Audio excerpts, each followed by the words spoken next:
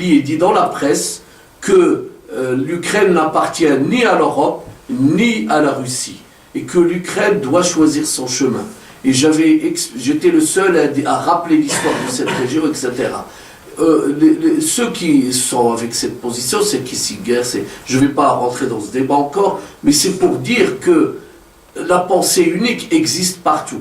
Mais en tout cas, en Algérie, nous avons le paradoxe, une presse libre qui s'exprime, qui est le résultat aussi de... Les gens, ils en ont eu marre de El Moudjahid ou Al-Shab, j'ai rien contre ces journaux qui nous ont donné beaucoup la parole, mais je veux dire, les gens ne voulaient plus de cette presse monolithique, donc ils se sont engouffrés dans cette presse, je dirais, libre. Mais au niveau politique, c'est encore autre chose. Nous n'avons pas, enfin en Algérie, il n'y a pas un passé de multipartisme avec des partis qui, mais peut-être tu me corrigeras et puis vous me corrigerez, vous avez peut-être plus d'informations. Voilà, moi j'ai fini mon exposé sur les institutions. Ce que je voulais, je termine simplement par le fait que, encore une fois, il ne faut pas qu'on se contente de nos textes, les textes approuvés, parce qu'on nous dit, ah oui, mais ça y est, le peuple a voté pour cette constitution. N'importe quelle constitution doit évoluer. Moi j'ai intitulé mon papier, la constitution marocaine et même algérienne sont en transition vers la démocratie. Il faut encore aller plus loin, et aussi bien du point de vue de l'application que du point de vue encore des efforts à faire pour garantir les libertés individuelles. Je passe la parole à Kamel, et après on ouvre les débats à Kamel Merach sur la Libye, parce qu'on ne peut pas parler du Maghreb sans parler de la Libye. C'est l'après-midi, Achraf. Parce qu'il devait passer ce matin, il devait passer cet après-midi. Oui, bah oui. Sur le temps, Tu es là cet après-midi.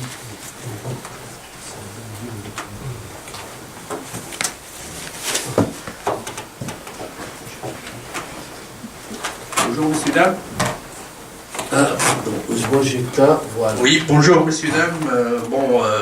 Je vais être très bref parce que, vous savez, la Libye traverse une trajectoire très dangereuse.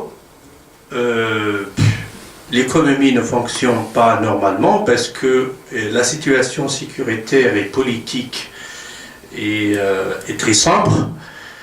Et je viens d'arriver hier soir de Tripoli, ça fait 5 jours, il y a 2 obus qui tombaient sur la piste d'atterrissage à Tripoli. Donc j'étais contrainte de retarder mon départ de Tripoli à cause de ça. Donc c'est très clair que la situation sécuritaire de la Libye est à bêcher toute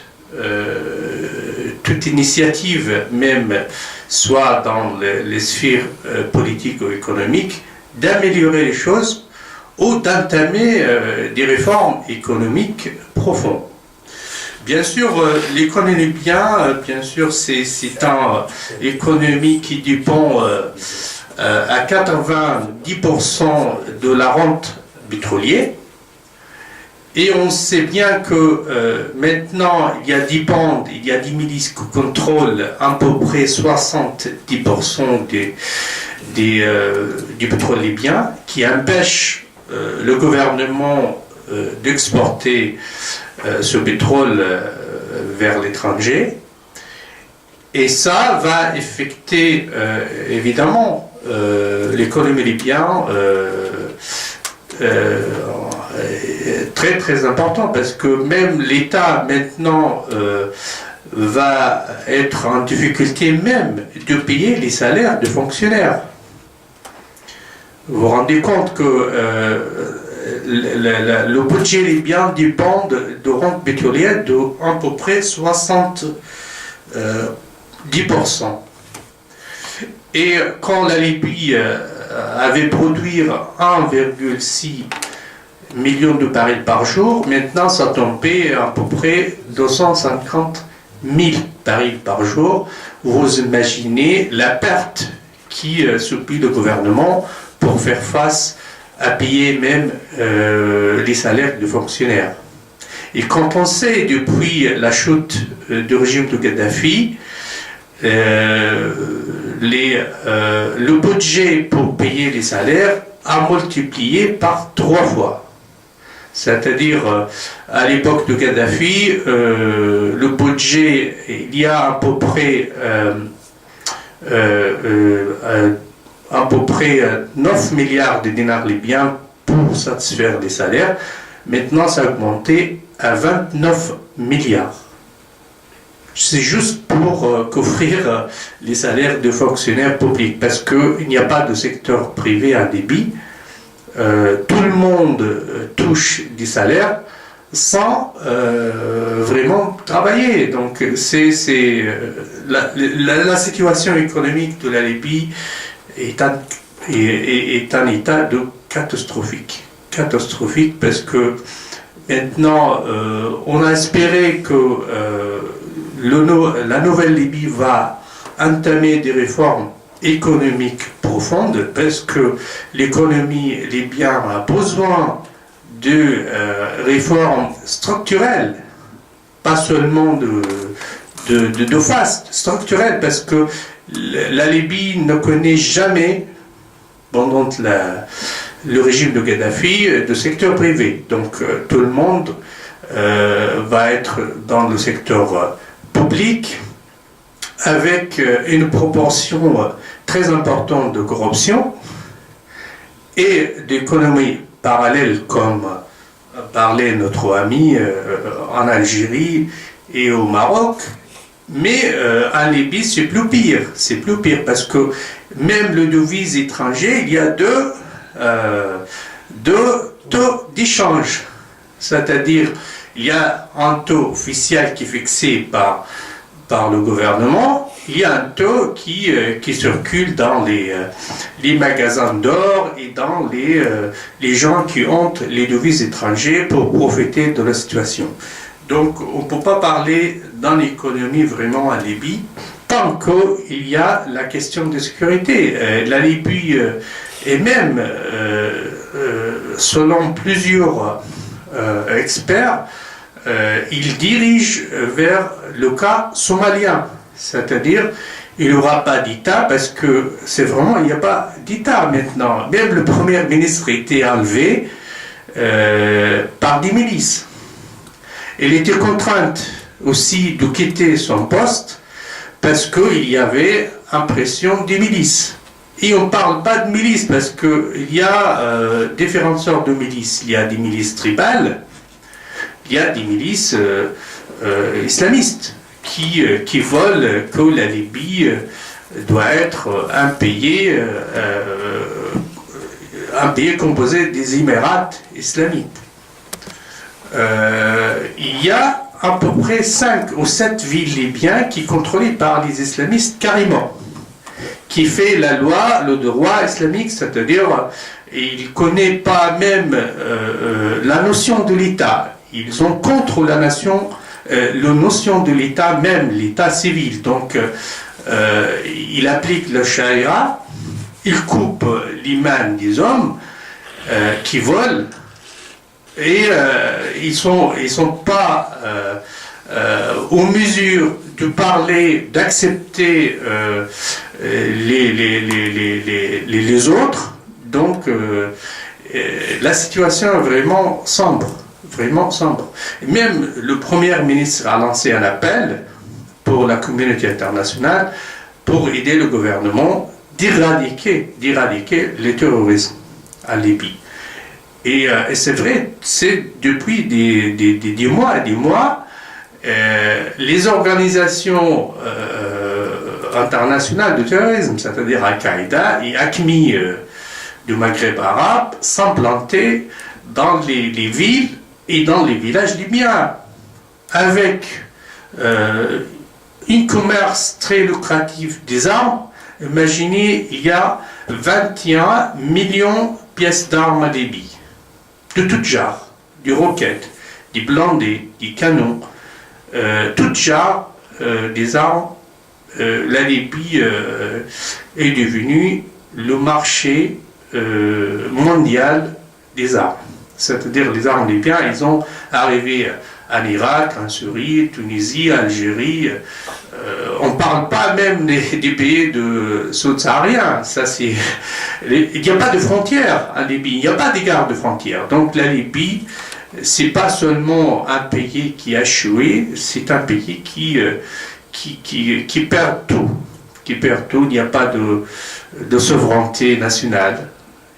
Lorsqu'il n'y a pas d'armée, il n'y a pas de police. Le pays, c'est dans les mains des milices, soit islamistes, soit tribales. Et le gouvernement même, il est contrôlé par les milices. Et les gens ordinaires dans les villages ou dans les quartiers, ils sont dans les mains du voyou. Donc imaginez qu'il n'y a pas de justice. Si tu veux faire une plainte, il n'y a pas de policier qui prend votre plainte. Donc véritablement, on ne peut pas parler d'une économie en Libye, sauf que les budgets libyens en 2012 et en 2013 sont historiquement le plus haut. C'est-à-dire jamais en Libye, le budget de l'État dans l'année s'élève à 73 milliards de dinars. Mais en réalité, il n'y a rien sur le... Même la construction de nouveaux établissements scolaires, etc., même pour renouveler qu'est-ce qu'il était touché par le bombardement de NATO, n'était pas même faite. Donc il y a une énorme corruption de la Libye. Donc j'essayais pas de donner un image sombre de mon pays, mais c'est la réalité que je vis. Ça fait 2 semaines que j'étais là-bas, donc tout est en panne. L'économie est en panne, la sécurité est en panne, le gouvernement en panne. Imaginez un pays sans armée, sans police, sans constitution et sans gouvernement. Voilà, donc c'est une salade vraiment terrible. On n'a jamais vu ça en Libye. Et on a une élite politique corrompue qui cherche que d'enrichir de l'argent, ce qu'il reste du régime de Kadhafi, même grâce à Kadhafi, il y a 180 milliards de dollars qui est investi à l'étranger, et maintenant, si vous comptez, vous la trouvez même pas la moitié, qui couvre maintenant le budget libyen, parce que la Libye est contrainte d'aller dépenser de l'argent de réserve de la Banque centrale. Maintenant, on ne sait pas si ça suffit, parce que des ressources de Banque centrale, presque à la moitié, 50% de réserve de Banque centrale libyen qui est estimée à 90 milliards de dollars est dépensée pendant la deuxième moitié de 2013 et bien sûr 2014, parce qu'il n'y a pas de rente pétrolière pendant ces périodes-là. Donc on ne sait pas comment le gouvernement libyen fait maintenant. On parle de gouvernement superficiel, parce que le vrai qui gouverne en Libye, c'est les milices. Et chaque grande ville, Tripoli a partagé, presque partagé entre les milices islamistes du village, qui est un ancien membre d'Al-Qaïda, et les tribus de Zintan qui sont envahies la moitié de Tripoli et qui contrôlent effectivement l'aéroport de Tripoli. Donc c'est là la situation vraiment bizarre de la Libye. Voilà. Merci. Merci Kamel. Justement à ce propos, on a dans les médias, je reviens toujours à nos médias multiples et variés, mais Africa 24 notamment, France 24 et même la presse, on avait dit que c'est quand même l'ONU. L'ONU a voté une résolution au terme de laquelle il ne fallait pas de troupes au sol, mais qu'il fallait, protection aérienne. Mais l'ONU a bombardé, entre guillemets, le territoire libyen par beaucoup d'armes. Il y a eu beaucoup d'armes qui ont été injectées par les forces de l'OTAN en disant ça va permettre aux milices, aux révolutionnaires de mettre fin au régime de Kadhafi. Puis il y a Kadhafi aussi qui a balancé ça partout, il a bien arrosé le terrain, et c'est Kamel qui me disait à l'époque que les arbres sont enterrés, sont cachés. Mais ce que nous disons, c'est que l'ONU ne peut pas prendre la responsabilité d'entamer un processus et de laisser tomber un pays comme ça. Et je prends l'exemple que j'ai vécu personnellement, c'est le Cambodge. En 1992, l'ONU est arrivée avec une armada de militaires. Ils n'ont pas tiré sur les gens, ils ont aidé à la construction, d'abord à la préparation d'élections. C'était les premières élections après les Khmers rouges. Au Cambodge, c'était quand même terrible, les Khmers rouges. Et ils ont permis à un État de se constituer et ils ont injecté, il y avait un gros budget, donc il y avait beaucoup de militaires, d'experts, etc., de l'ONU, même les marchés pour l'eau, pour l'électricité, pour l'audiovisuel, pour des tas d'infrastructures passaient par l'ONU. Et c'est pas un problème d'argent pour la Libye. Donc la communauté internationale, elle n'a pas été, n'a pas joué son rôle. C'est que vous ne pouvez pas assister à un pays et puis contribuer directement à l'assassinat de Kadhafi, il faut aussi le dire, et puis ensuite se retirer en disant nous on n'est plus concernés, donc il va falloir...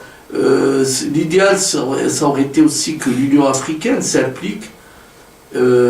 S'implique, quand je dis s'impliquer, c'est pas, ça c'est mon point de vue, et puis les pays du Maghreb, si on avait un Maghreb uni, c'est d'aider seulement à la construction d'un État, c'est tout simple. Il n'y a aucun État dans le monde qui n'a pas une police, qui n'a pas une armée, c'est tout. C'est le fait qu'on puisse se déplacer, qu'il y ait un policier qui enregistre les plaintes, qui arrête les assassins, les malfaiteurs. C'est le rêve. Donc, est-ce qu'on peut... voilà, on va ouvrir le débat. Abdelrahman va parler, et puis le débat est ouvert. Si on doit reprendre à 14h... est-ce qu'on fait... on va peut-être faire un petit tour. Comment ? Il y en a qui seront là cet après-midi. Non, on pourra faire le débat en fin d'après-midi. Ou peut-être on fait le débat, si vous êtes d'accord, au début d'après-midi. Non, je voudrais quand même ne pas avoir une vision. Ce qui se passe en Libye, moi j'ai assisté aussi à un diagnostic aussi sombre chez vous. Je ne sais pas si c'était vous qu'un autre. C'était vous qui avez fait l'exposé avec Émile. Oui, exactement. Oui, je me rappelle. C'était vraiment, j'avais bien assisté à ça. Non, moi j'arrive à la conclusion. Je viens de lire le livre de Jospin sur Napoléon, qui vient de paraître il y a une quinzaine de jours. C'est très instructif. Il détruit un mythe. Napoléon a été, que beaucoup de spécialistes disaient qu'il était la grandeur de la France, selon le livre de Jospin, il a fait reculer la France de plus de 60 ans, sinon un siècle, par rapport à l'avancée économique en Angleterre. Je viens d'acheter le livre et je le lisais avec attention. Là, ça me renvoie aux régimes dictatoriaux. Les régimes dictatoriaux, notamment dans les régimes arabes, et même dans les pays africains, après moi le déluge. Il n'y a pas d'institution. On revient aux institutions. Kadhafi étant parti, avec le roi Idriss, on aurait pu aller vers des institutions. Il a tout centralisé avec sa famille, ses proches. L'ambassadeur de Libye à Malte, ça fait combien de temps qu'on était à Malte? Il y a une année et demie. 2011, Ouais, je me rappelle ce qu'il nous avait dit. Il nous avait dit qu'il a la somme faramineuse qu'il avait transférée, mais que la Libye ne pouvait pas récupérer parce qu'il avait mis de l'argent au prête-nom. avec des codes. Et avec des codes, ça veut dire qu'il y a des gens qui sont devenus milliardaires grâce à lui, incognito au niveau de la planète. C'est pas au nom de l'État libyen qu'il les a mis. Donc on ne peut pas récupérer. Donc,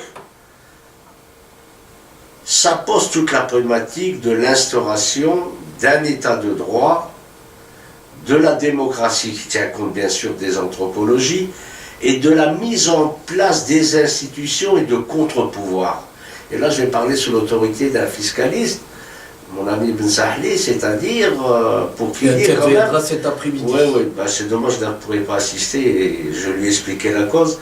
C'est que pour qu'il y ait aussi une fiscalité transparente qui est un des éléments facteurs de la bonne gouvernance.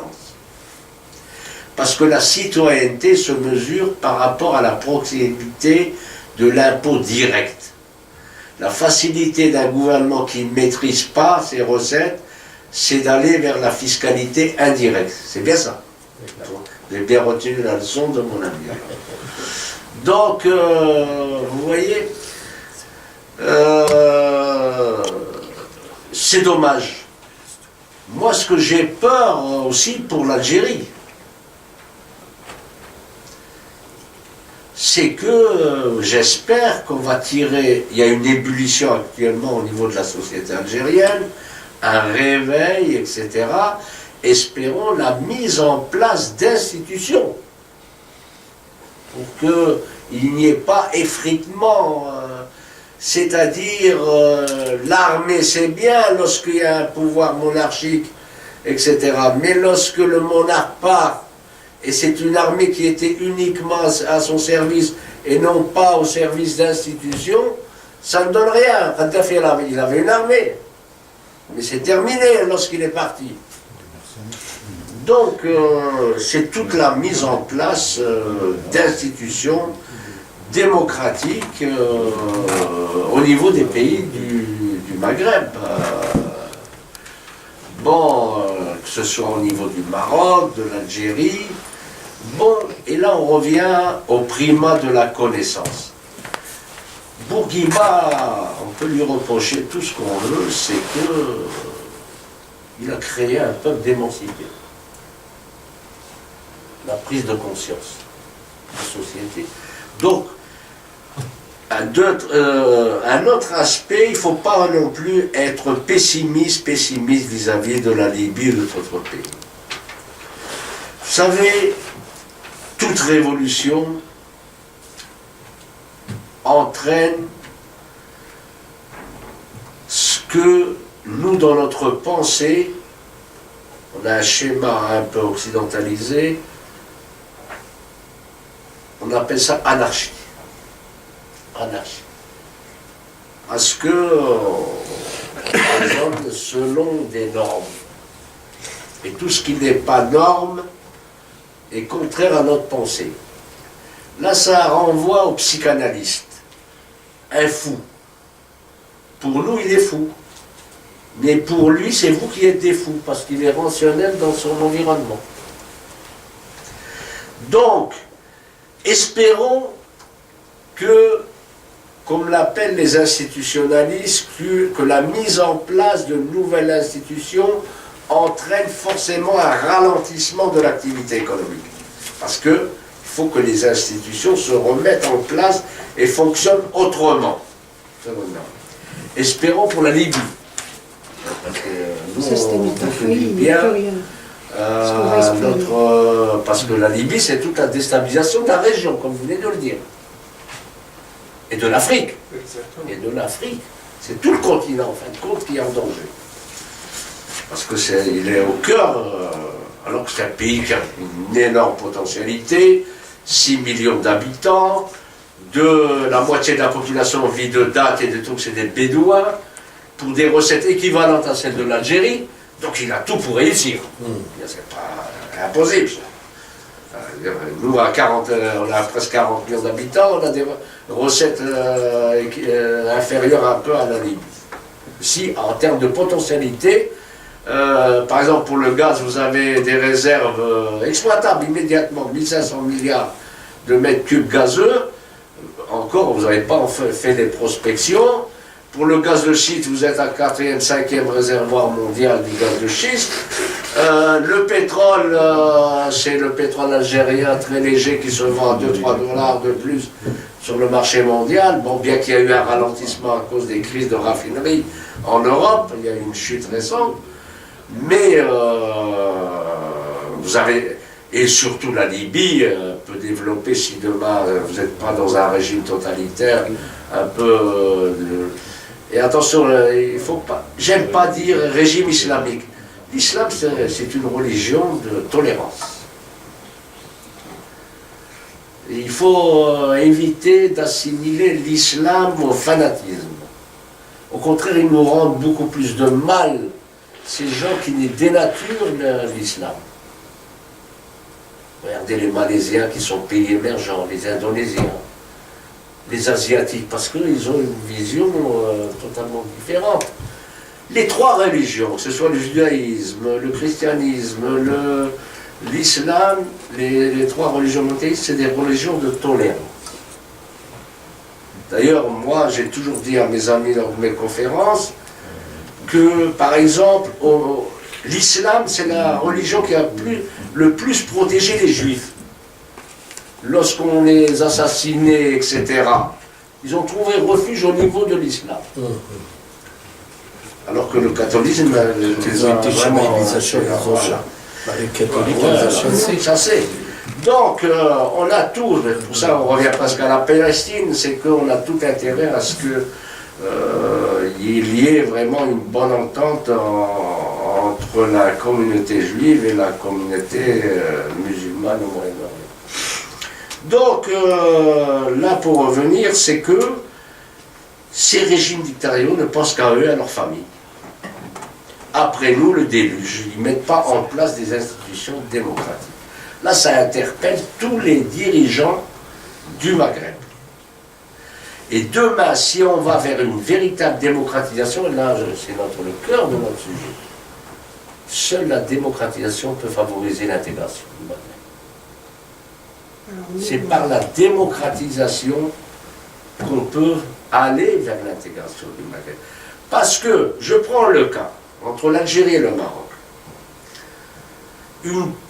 et je l'ai dit au ministre marocain, une grande partie du Marzen ne veut pas de l'intégration.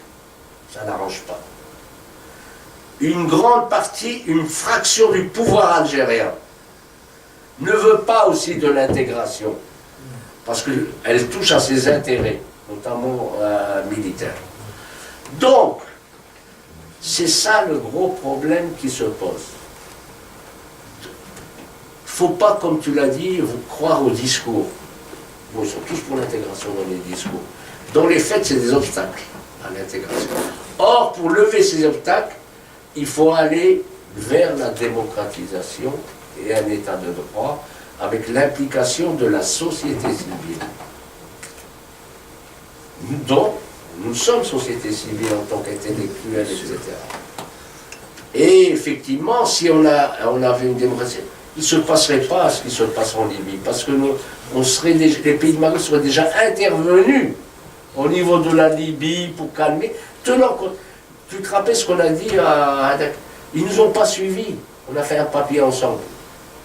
On leur a dit attention, n'allez pas faire un État jacobin. À Malte, il y a une année et demie. On a dit pour une Libye prospère. On leur a dit allez vers la régionalisation économique au niveau de la Libye. Ils ont essayé de calquer un modèle jacobin. Ce qui fait qu'ils se retrouvent dans une situation déplorable. La régionalisation est au contraire une bonne régionalisation, favorise l'État nationale. Regarde, les cantons en Suisse, les Länder en Allemagne. Le pays le plus régionalisé du monde, c'est ce que les gens oublient, ce sont les États-Unis d'Amérique. Moi, je connais très bien les États-Unis, l'ayant visité de long en large. Un gouverneur envoie balader Barack Obama. Il envoie balader totalement. Il est libre de son gouvernorat. Donc c'est le pays le plus régionalisé du monde. La Russie elle est régionalisée. La Chine est régionalisée. Donc, la Libye, ils auraient pu éviter, s'ils avaient suivi le conseil de nos papiers, en allant au départ vers la régionalisation, lorsqu'ils ont fait la Constitution. Notre papier qui est publié dans l'ouvrage collectif. Ouais, tu l'as publié. Oui. Donc, ils n'ont pas suivi. Ils ont créé un État jacobin où tout le monde voulait être représenté, et il y a des régions qui se sont anti-indép. On aurait pu... Bon, ils ont de la rente. On leur distribue des parts de rente au niveau de la région, d'une manière proportionnelle. On aurait calmé le jeu en attendant de faire la transition. On peut peut-être juste poser une question, M. Mektoul, dans le droit fil de ce que vous dites. Si par en haut, les régimes maghrébins n'acceptent pas cette intégration maghrébine, comment faire bouger justement cette société civile, alors même qu'avec les révolutions arabes, vous avez vu qu'on peut faire bouger avec les nouvelles technologies. Comment aller dans ce sens de cette intégration avec comme acteurs les sociétés civiles? C'est peut-être dans ce sens qu'il faudrait travailler, pour cette intégration maghrébine. Non, mais actuellement, les sociétés bougent. D'abord, ils ne croient plus au discours de leurs gouvernants. Premièrement. Oui, les jeunes, il faut les faire peut-être leur donner une vision, un cap, mais ces jeunes, les faire bouger dans ce sens. Madame, moi, j'étais dans la salle des étudiants avant-hier à la Sorbonne, beaucoup d'étudiants sont venus me voir, etc. Ils m'ont dit, M. Mektoul, soyez avec nous pour faire chuter le pouvoir algérien. Je dis, écoutez, moi je n'ai pas à faire chuter. Moi j'ai fait mai 68, j'ai renversé des voitures à Paris. En 68. Parce que j'étais jeune, j'étais à cause. C'est les jeunes qui font la révolution. Bon. Ce qui fait que maintenant, les jeunes sont mobilisés autour des nouvelles technologies. C'est-à-dire qu'ils ne croient pas au discours de leurs dirigeants. Donc le problème qui se pose, ils veulent plus d'espace de liberté. Ils veulent que la femme accède aussi. Les femmes d'ailleurs ne se laissent plus faire. Parce qu'ils sont beaucoup plus éduqués, etc. Donc, comme vient de le dire mon ami Camille, c'est un processus historique. Et un autre élément, moi j'étais beaucoup plus vache il y a une année, Nesma TV, on m'a appelé à Nesma TV à Tunis, c'est encore pire, de toute manière l'intégration va se faire. Je leur ai dit, en 2020, 2025, où on va vers l'intégration, parce que c'est la seule qui peut pousser un taux de croissance beaucoup plus élevé, où c'est l'implosion de tous les régimes. C'est-à-dire de toute manière, comme je vous l'ai dit, elle se fera soit par une révolution, parce qu'avec un faible taux de croissance et une population de plus en plus exigeante par rapport les pouvoirs ne pourront pas tenir avec un si faible taux de croissance. Moi je vous donne le cas algérien. On a dépensé 500 milliards de dollars entre 2004 et 2013, et on n'a eu que 3% de taux de croissance, alors qu'il aurait dû être de 10-15. Donc, c'est pas... Le Maroc n'a pas les mêmes moyens. Bon, l'Algérie peut se permettre pour les dépenses militaires. Le Maroc, s'il veut suivre l'Algérie, va à l'autosuicide. C'est pas possible, il n'a pas les moyens de poursuivre l'Algérie. La Tunisie, bon, c'est un pas. Bon, encore, moi j'ai minimisé. Le ministre marocain, beaucoup d'amis marocains m'ont dit, est-ce que c'est dû à... Non, ce n'est pas dû à l'affaire du Polisario. Je leur ai dit, l'affaire du Polisario depuis 20 ans. On n'a pas bougé le budget militaire. Comme ça, après l'affaire de l'attaque d'Élysée, explique le renforcement du budget militaire algérien. C'est l'affaire de la Libye qui explique beaucoup plus parce que l'Algérie est obligée de... Parce que le pouvoir algérien est bâti sur la rente. Vous lui enlevez son attraque, il est mort. Donc il a été obligé de sécuriser, d'acheter du matériel sophistiqué, de moderniser. Ce n'est pas contre le Maroc. Vous regardez la mauvaise compréhension. J'ai discuté avec mes amis militaires. Ils ont été formels qu'on n'a rien à voir. Le pouvoir, ça date depuis vous me dire. C'est pas pour ça qu'on a doublé le budget au triple budget militaire. Non. C'est surtout après l'affaire de l'Élysée. Hein. Bon. Et là, ça arrange même la France, hein, avec les venus. Ils ont demandé à l'Algérie de les aider en termes financiers pour la sécurisation des frontières. Avec la complicité de l'Europe, hein, pour votre information. Donc, pour revenir à votre question, de toute manière, ça va se faire. Ça va se faire par la violence. Et de toute manière, on a, nous, en Algérie, une mauvaise nouvelle, puisque toutes les prévisions annoncent une chute des recettes d'hydrocarbures entre 2014, 2015-2018. Ça ne pourra pas tenir, etc. Et toute déstabilisation de l'Algérie, c'est encore beaucoup plus important. Et que ce soit les États-Unis d'Amérique ou les Européens ne veulent pas d'une déstabilisation de l'Algérie. Ils ont vu l'expérience libyenne, syrienne, égyptienne, etc. Et moi, j'ai tenu à rassurer mes amis marocains, il n'y aura jamais de conflit entre le Maroc et la Tunisie. Ça, c'est des paroles. Hein, ça veut dire que c'est la théorie marxiste. Lorsque les régimes marocains et algériens ils ont des problèmes intérieurs, ils brandissent l'image de l'ennemi extérieur. C'est tout. Pour, soi-disant, la population. Oui, ça s'est passé pour le drapeau algérien ou pour... oui, monsieur Mebtoul, mais il y a une réalité qui est concrète, c'est la fermeture des frontières, avec la construction de fossés, de barbelés dans toutes les frontières, qui empêche toute respiration économique. Non, écoutez-moi. Bon, là... Le constat non, écoutez. Les échanges intermaghrébins représentent moins de 3%. Oui, beaucoup moins. 3%, depuis longtemps. Est-ce que vous pensez que l'ouverture des frontières résoudrait les problèmes? Laissez-moi terminer. C'est-à-dire, il y a l'ouverture avec la Tunisie. Il n'y a pas eu de dynamisation tellement des échanges. Contrairement à ce qu'on dit, excepté, ils ont un peu... C'est l'Algérie qui veut, en quelque sorte, aider un peu la Tunisie. Vous savez que 25% de la consommation de carburant tunisienne, c'est le rapport du FMI d'ailleurs récent, provient de la contrebande algérienne. 25%. Donc, c'est pas...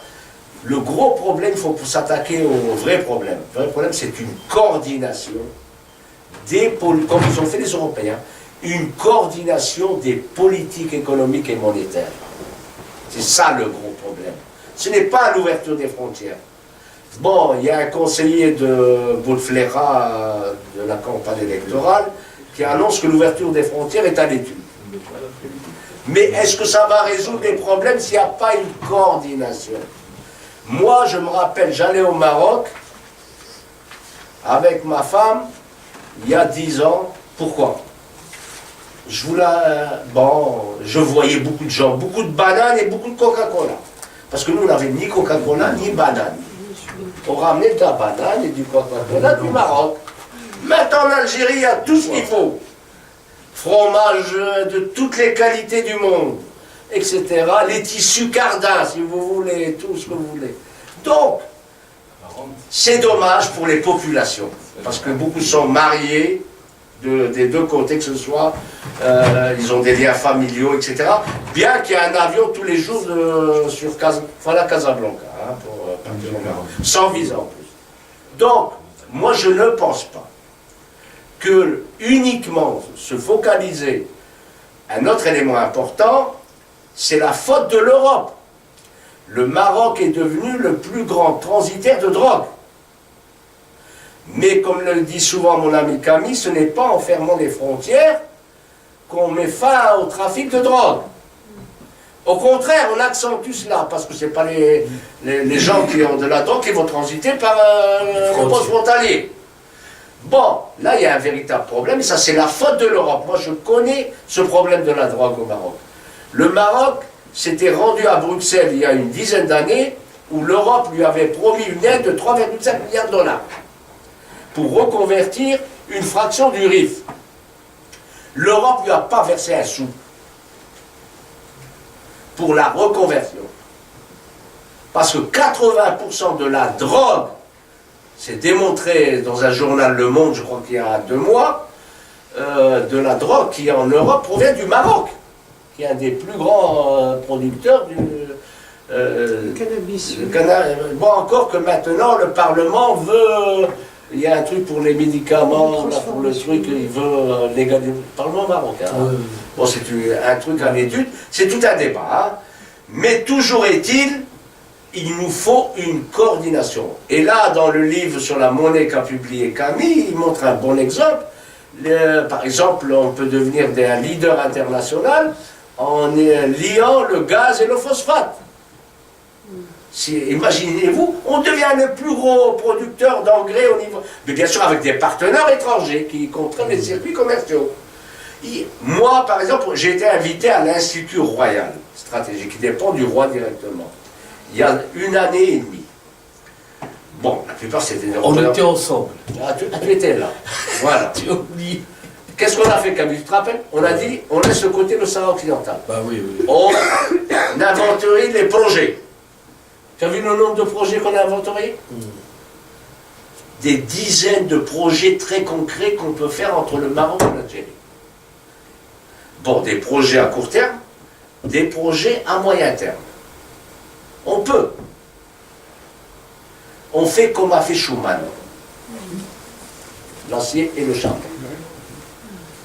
Donc, on peut y aller, parce que sans intégration, je vais terminer par là, comme je l'ai dit à la télévision tunisienne, c'est l'implosion de tous les régimes arabes. Bonjour pour ceux qui viennent d'arriver. Donc ce matin on a parlé de la thématique quelle gouvernance, quelles institutions au Maghreb face aux enjeux géostratégiques. Il y avait avec nous Abdelrahman Mebtoul, il y a Kamal Merraj sur la Libye. Moi j'ai parlé un peu sur le Maroc, etc. Et on va se prendre encore peut-être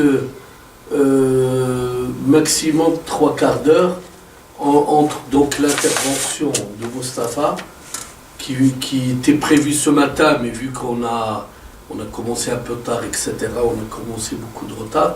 Donc là, Moustapha il va parler un peu de cette thématique qui prolonge nos débats de ce matin. On ouvre les débats et ensuite on entame la deuxième partie de nos travaux, sachant qu'il faut qu'on se réserve beaucoup de temps pour cette deuxième partie. Bon ben vas-y, on se donne 10 minutes et ensuite une demi-heure de débat et on clôt, puisqu'on va commencer la deuxième partie.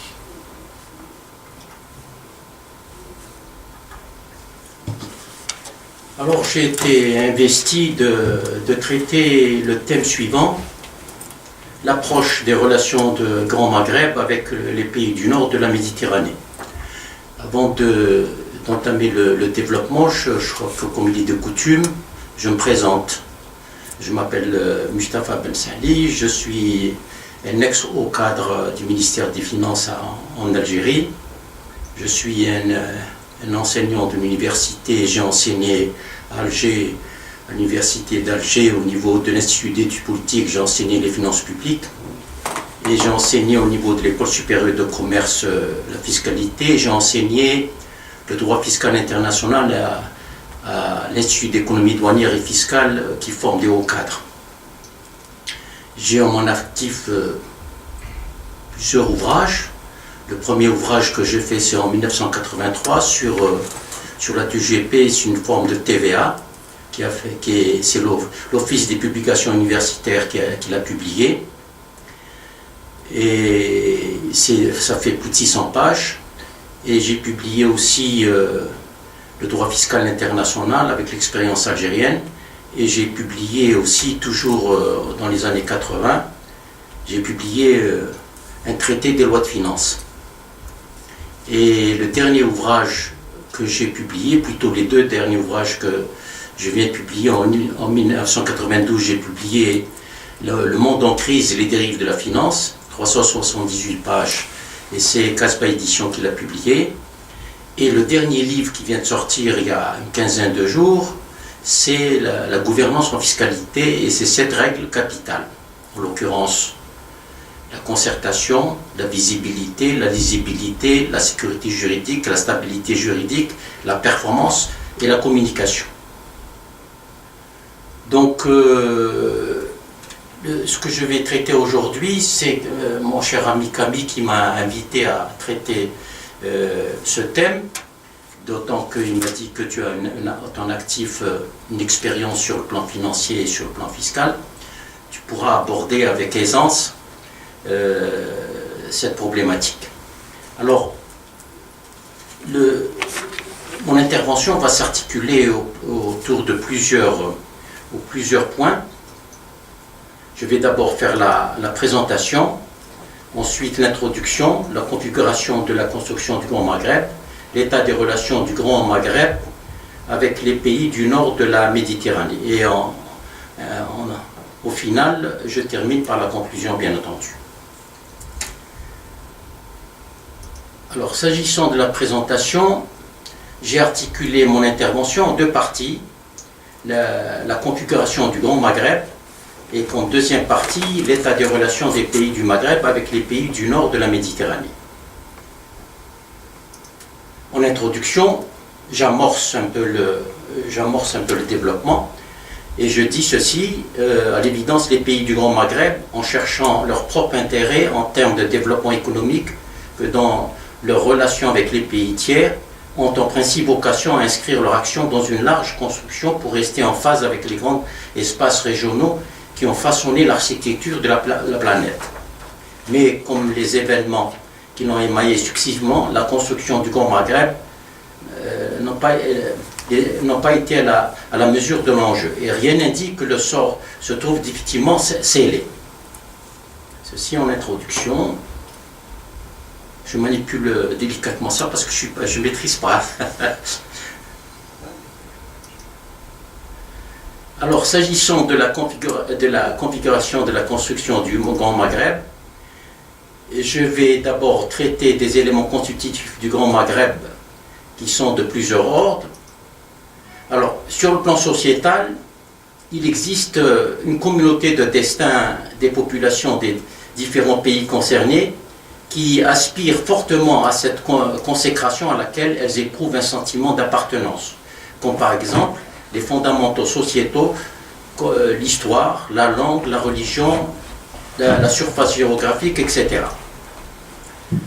Sur le plan juridique, le grand événement du traité de création adopté officiellement le 17 février 1989 par les 5 chefs d'État, représentant l'Algérie, la Libye, le Maroc, la Tunisie et la Mauritanie, en est le socle.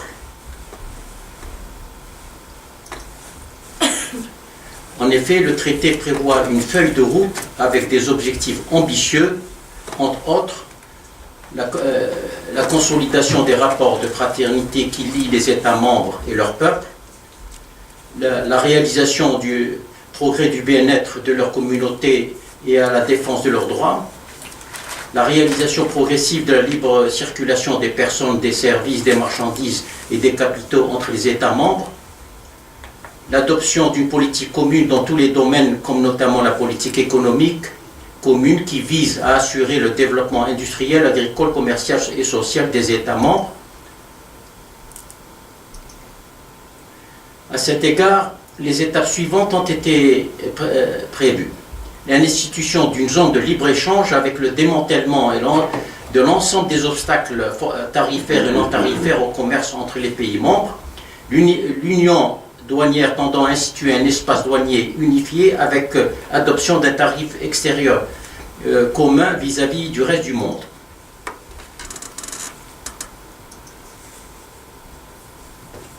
Alors, quelles sont les potentialités économiques? Dans le cadre de l'intégration économique, force est de constater que l'espace maghrébin dispose de grandes potentialités économiques au point qu'il a vocation à devenir un pôle économique non négligeable sur la scène internationale, sauf que lorsque chaque pays fait cavalier seul, il n'est pas possible d'en tirer le gain, particulièrement dans la phase actuelle des bouleversements provoqués par les effets pervers de la crise mondiale. Comme l'activité économique induisant une faible croissance pour l'ensemble des pays concernés du Maghreb, ils doivent faire face durement en ce moment dans leur ensemble à des défis immenses, celui d'assurer les leviers du développement pour assurer la prospérité de leurs populations respectives.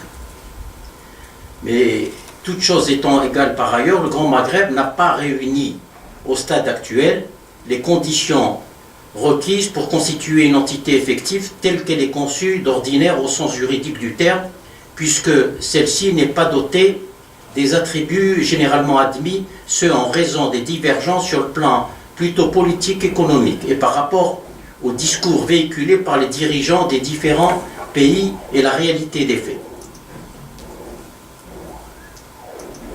Alors, quel est le chemin escarpé de la construction du Grand Maghreb? Je vais vous énumérer certains points.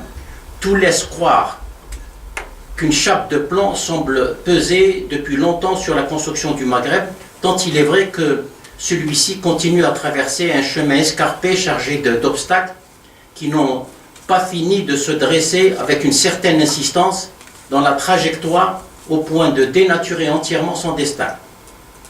Les principaux obstacles résidant dans la divergence plutôt d'ordre politique qu'économique, et elles ont pris un degré d'acuité tel que, particulièrement, les relations entre l'Algérie et le Maroc sont devenues singulièrement tendues. Les pays concernés continuent à intervenir en ordre dispersé, de sorte que chaque pays tient compte de ses propres intérêts en faisant abstraction de l'ensemble général, et c'est ce qui se traduit en fait en perte et profit pour toute la région. La construction du Grand Maghreb, faute de volonté politique, est devenue un chantier virtuel, faute d'action commune, rendant les pays concernés exempts, avec à la clé la frustration des peuples concernés. Les événements du printemps arabe en Tunisie et la déstabilisation de la Libye constituent des obstacles majeurs susceptibles de mettre en échec la construction du Grand Maghreb. Les retombées négatives par l'absence de construction. L'absence d'une véritable intégration économique maghrébine rend patentes les retombées négatives sur le plan économique et social au détriment des pays concernés. Surtout, le flux au plan commercial accuse un fléchissement notable. Une étude menée par le secrétariat de l'Union du Maghreb arabe en 2009 a déjà souligné que l'intégration économique générait des profits d'environ 3 milliards 700 euros d'investissement, dont 2 milliards en investissement direct étranger, et selon certains experts avancent qu'au cours de 24 derniers mois, il y a eu un manque à gagner pour les pays maghrébins concernés de plus de 37 milliards d'euros, avec un effet négatif au niveau du PIB.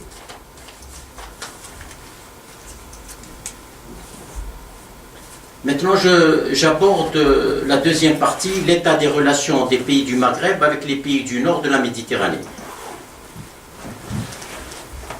La Méditerranée constitue un bassin géographique, historique, qui a tout autant de vocation que celle du Grand Maghreb pour faire prospérer les relations des pays riverains, d'autant qu'ils partagent les mêmes préoccupations sur le plan du développement, surtout à l'aune de la crise mondiale. Force est de constater que les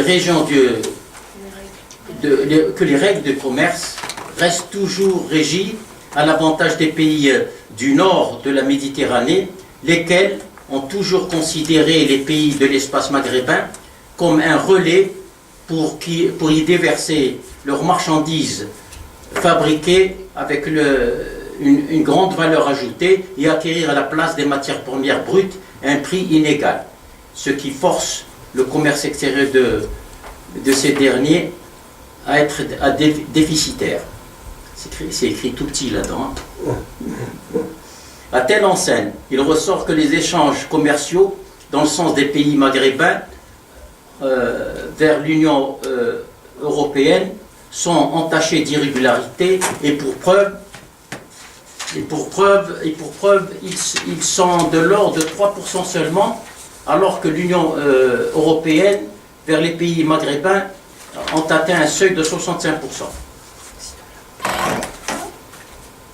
Tout laisse croire que les pays du Nord, dans leur position passive, semblent être favorables au statu quo du Grand Maghreb, comme ils craignent d'avoir en face d'eux une grande puissance régionale qui saura conduire avec équilibre ses affaires. La responsabilité appartient tout autant aux pays du Grand Maghreb par suite de leur manque d'entente, alors que celle-ci est indispensable et par conséquent, ils ne peuvent faire jeu égal avec dans leurs relations avec les pays du nord de la Méditerranée, dont la position s'avère plus constructive eu égard à leur intégration dans l'espace de l'Union européenne. Alors, conclusion, je vais être rapide.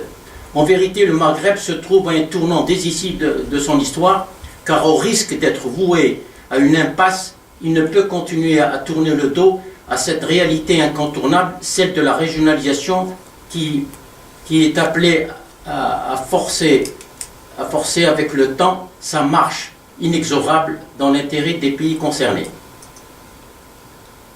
Il leur appartient de recourir toutefois à des engagements décisifs en fixant une feuille de route bien précise avec pour objectif de répondre aux enjeux économiques postulant des économies d'échelle dans les secteurs socio-économiques sensibles et complémentaires.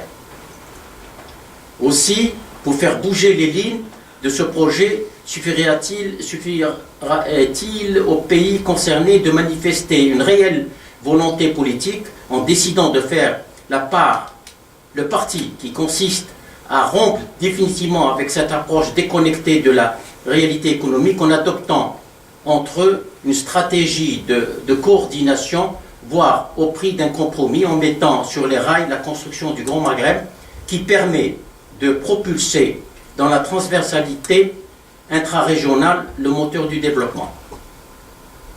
La construction des relations entre les pays du Maghreb et les pays du Nord de la Méditerranée est recherchée et même vivement souhaitée à la condition qu'elles obéissent à une vision globale basée sur la diversification de partenariats économiques et la diversification des échanges commerciaux équilibrés à travers des accords à même de rendre effectifs les grands projets structurants comme les actions de circulation des personnes et de biens.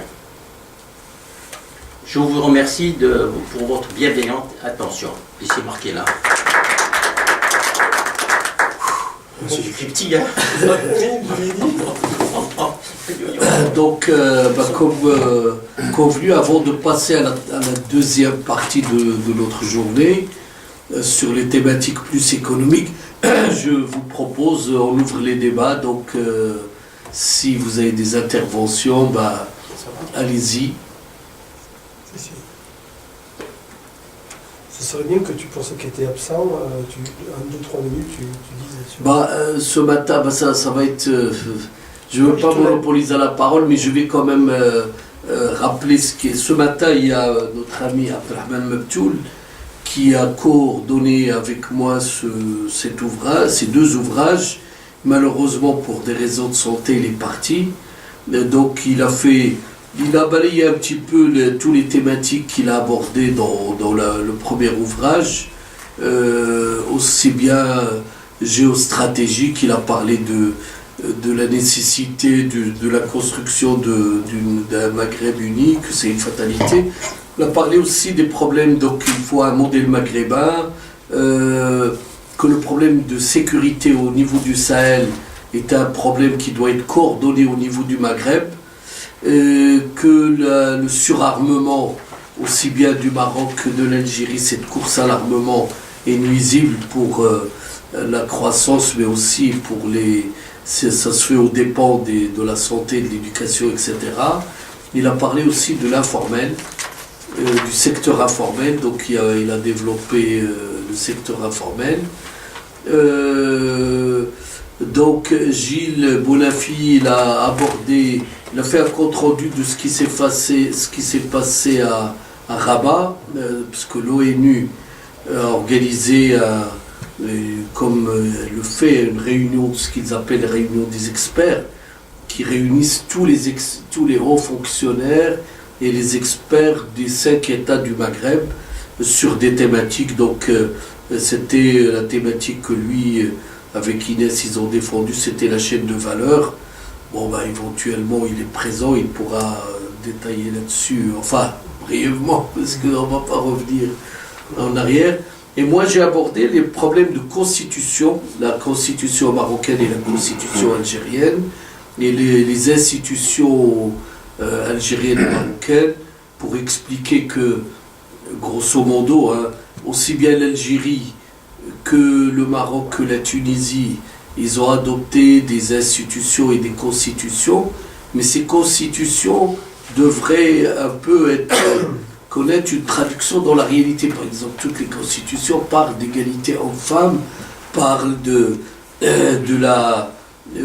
libertés individuelles, liberté de la presse, des séparations des pouvoirs judiciaires et exécutifs, mais c'est dans l'application que ça pose problème, et il faudrait veiller à ce que l'application soit conforme à l'esprit de ces constitutions. Donc Kamal El Marash, il a donné un tableau